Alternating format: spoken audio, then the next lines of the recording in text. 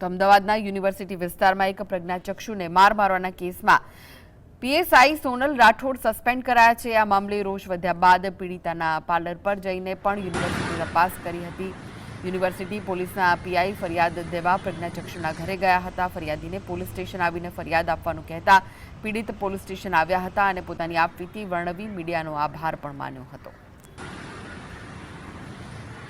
यार मैंने जवाब दो मन के बेसाइड मन के एमना मिसेस मळवा आवे एमना मिसेस कौन जता के पीएसआई तुमको ओके तुमको मन मारसे नहीं तक ना नहीं मारे जी आया 5 वागे क्या जे पेला भाई तो काय रह्या तो પછી મારી ભરે તૂટી પડ્યા મને ડોર ને જેમ માર માર્યો। તમે તમારા થ્રુ જ મને અત્યારે ખબર પડી રહી છે કે એમને સસ્પેન્ડ કરવામાં આવ્યા છે એટલે ખૂબ તમારા બધાનો સહકાર આભાર તમારા બધાનો।